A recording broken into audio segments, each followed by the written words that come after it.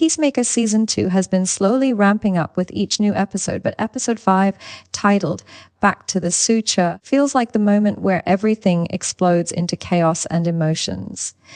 For fans who have been waiting to see John Cena's Chris Smith reach a breaking point, this episode delivers in a way that makes it easily the strongest one of the season so far. The mix of brutal action, shocking betrayals, heartbreaking choices, and a setup for an even crazier finale makes it stand out as a turning point for the entire series. Episode 4 left Chris in a dangerous position. After being lured into an arduous trap, the stage was set for his showdown with Rick Flag, Sir Frank Gorilla, a man who has been waiting for the chance to face Peacemaker ever since the death of his son, Rick Flag Jr. Joel Kinnaman. The rivalry between these two men isn't just about government missions or secret organizations. It's deeply personal. Flag Sir holds Chris responsible for his son's death, and Chris has carried guilt for that moment since the Suicide Squad. That history bubbles to the surface here, and the payoff is both brutal and emotional. But beyond the fight between Chris and Flag Sr, episode 5 also reunites the beloved team known as the 11th Street Kids and shows just how far Chris is willing to go to escape his pain. At the heart of the episode lies the complicated relationship between Chris and Emilia Harcourt, Jennifer Holland. Last week ended with what looked like a betrayal from Harcourt. She seemed to side with Flag Sr and argues setting a trap that allowed Chris to be captured. Fans were left stunned, questioning if Harcourt had finally abandoned Chris. But as episode 5 reveals, things are not so simple. Through a flashback to Rick Flag Jr.'s funeral, we see Harcourt promising Flag Sr that his son's killer will pay. This cast doubt on her loyalty, but when Chris shows up despite her warnings, we realize she never really betrayed him. Instead, she gave him a coded message he chose to ignore. Still, when arduous agents move in, Harcourt makes a surprising decision. She pretends to attack Chris, choking him out, but only as a way to prevent him from being killed on the spot. It looks like betrayal from Chris' perspective, but in reality, it's an act of protection. What this does brilliantly is deepen the emotional tension between them. Chris has been looking for clarity in their relationship, whether it's romance or just friendship, but every time he tries to talk about it, chaos interrupts. Their bond is tested again and again, and while nothing romantic is confirmed here, Harcourt proves she is still on his side when it matters most.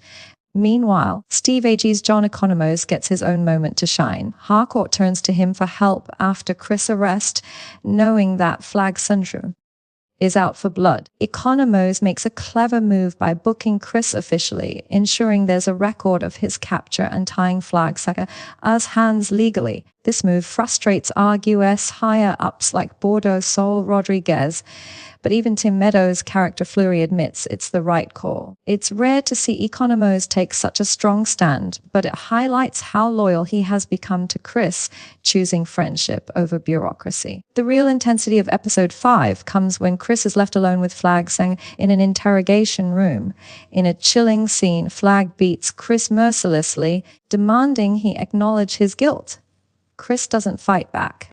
Instead, he admits his regret over killing Rick Jr., but no amount of apology softens Flag Sr's rage. It's only when Bordeaux informs him of Economos' legal maneuver that Chris is spared further punishment. This moment perfectly shows the contrast between Chris and Flag Sr.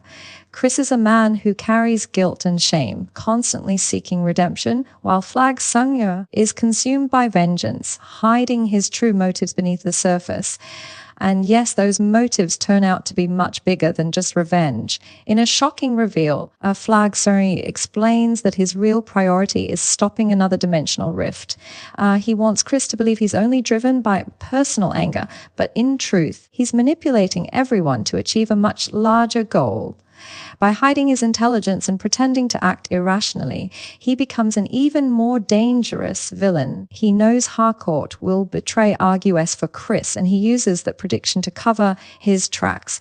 This twist reframes everything we thought we knew about Flag Sr and sets him up as a far scarier antagonist moving forward. While all of this heavy drama is unfolding, the show also gives us one of its strangest and most unexpected side stories, the saga of Eagly, Chris' beloved pet eagle. Argus had previously sent Red Saint, Wild Michael Rooker, to hunt down Eagly, believing him to be some sort of mythical primal eagle. Episode 5 resolves this storyline in an over-the-top violent fashion. After saying Wild tries to lure Eagly with a poisoned rat, things go wrong, and he ends up facing not just Eagly, but an entire flock of eagles. In a bloody sequence, the eagles tear him apart, proving Eagly's strength and survival instincts. While this subplot feels rushed and doesn't add much to the main story, it does underline how important Eagly is to Chris. Still, the primal eagle concept remains vague and somewhat silly, almost like a distraction from the more compelling drama. The biggest twist of episode 5 comes in its final act, when Chris makes a decision that changes everything. Feeling betrayed by Harcourt and overwhelmed by his guilt, he decides to leave this world behind and step into the parallel universe.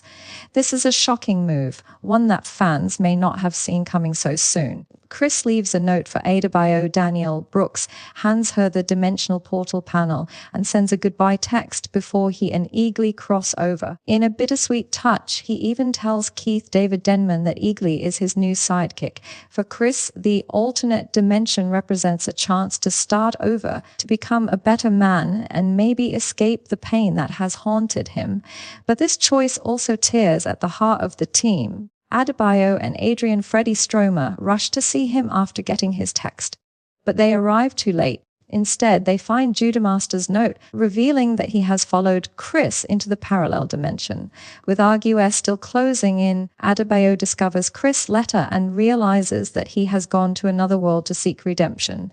She takes the dimensional panel and calls Harcourt and Economos, bringing the 11th Street kids back together. For the first time this season, the team has a clear mission: again, find Chris and bring him home. Harcourt, who refuses to let him go, declares that they will use the panel to track him down. What makes this ending so powerful is how it reunites the characters emotionally. Season 2 has shown them drifting apart, often only connecting for small moments or social gatherings. But Chris' decision to leave finally gives them purpose. They are no longer just a group of misfits, they're family, and family doesn't give up. This sets the stage for an explosive continuation, with the stakes higher than ever and the emotional bond stronger than before.